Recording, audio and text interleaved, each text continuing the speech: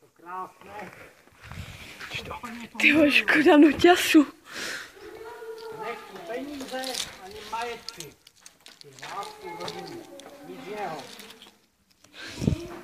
Naše to ti bohatlí, ti, co mají peníze, si můžou myslet, že můžou s náma dělat všechno. Nemůžou.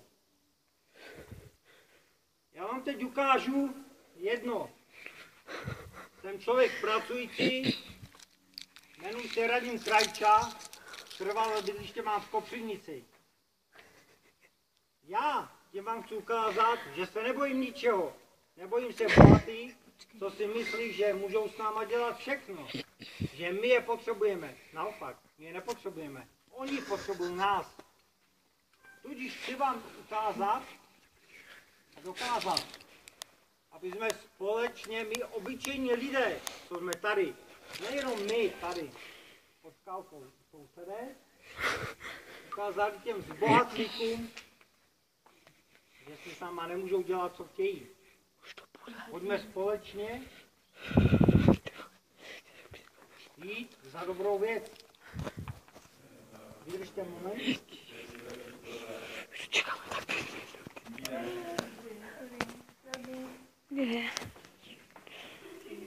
Dobrý večer, sousedí. Mám vás tady jasně a nesmíte se ukázat. Mé jméno je Radim Krajča a tak jako i v Praze, co teď prostě začínám fungovat a podnikat, mám tam byt u jedné paní, tam se budu brzo stěhovat. Tak pojďme společně říci, já alespoň za sebe chci ukázat, tady světlu společně, že mě už totiž nebaví takové to cynické, bezcharakterní opovržení těch nadlidí, co si myslí, že můžou všechno. Naopak, já si myslím, alespoň se pokládám za slušného občana České republiky, pracujícího z Rožnova pod Radocem, který byl naučený od rodičů poctivě pracovat, žít, odvádět daně, být slušný a poctivý. Jo? Pracuju, vydělávám peníze, platím mzdu, nájemné, co mi zbyde na živobytí. Snažím se prostě žít, jak to jenom jde. Ale mě už totiž přestává bavit jedna věc. Víte, co bylo krásné kdysi, před 20 lety? Pamatujete tu éru, kdy jsme byli bez kompů, byli jsme bez těch vymožeností technologických, byli jsme vázaní na telefon, dopisy a tak dále. Kdy jsme si prostě, sešli jsme se na klepáči, řekli jsme si po škole, ahojky, čau, sejdeme se, já nevím, vozili jsme po školách, šli jsme do lesu. Dneska ty děti po školách, co následuje? Jenom co? Já rozbiju svůj noťaz za 15 000, který jsem kupoval před 4 roky. Co vy na to? Co? Já to udělám. První krok. Chci vrátit prostě dobu. Sešli. Nepotřebovali jsme k tomu všechny ty umělé nesmysly. Bylo to úplně o ničem jiném. Já chci dneska vyjádřit prostě nějakou soudnost, charakter a prostě všem lidem.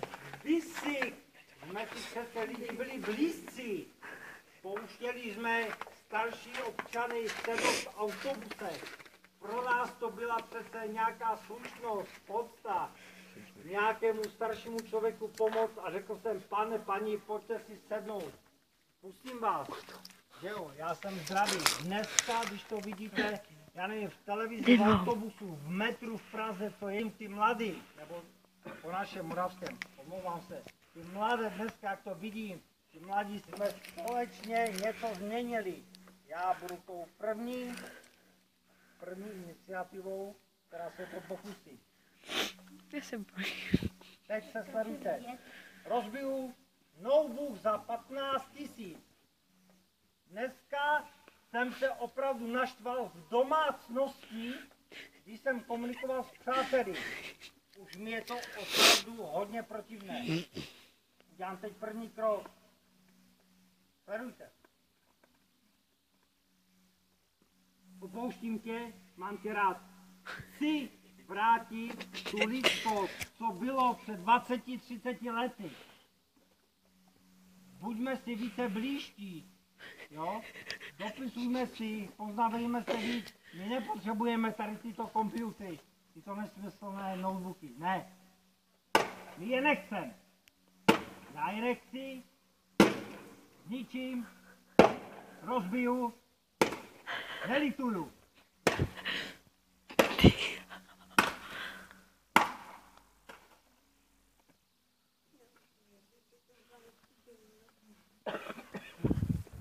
Co vy na to, sousedí? Máte. Nestydím se za to, abych vám vyjádřil něco, co pociťuju strašně dlouho. Minimálně 20 let. Dejte mě na internet, dejte mě na Priva TV. I v Praze jsem měl vystoupení, ale doufám, že to tam brzy bude. Buďme více, aby jsme byli více lidi, mějme se více rádi a nebuďme takový prostě cyničtí, tak jak je to v Praze a jinde po celém našem světě, po celé Evropě. Mějme se více rádi, buďme spolu a buďme soudružní, protože taková ta česká soudružnost z nás vypršela, odezněla. Buďme více spolu, protože brzy nastane čas, kdy se budeme potřebovat. Skrze demonstrace, to následuje v Praze, bere to Jirka Černohorský. Více kliknete prostě na demonstrace na Pražskou, kde Jirka je prostě strůjcem. Takže prosím vás o to, Dneska to tam půjde. a děkuji vám za vaši účast. Není zač.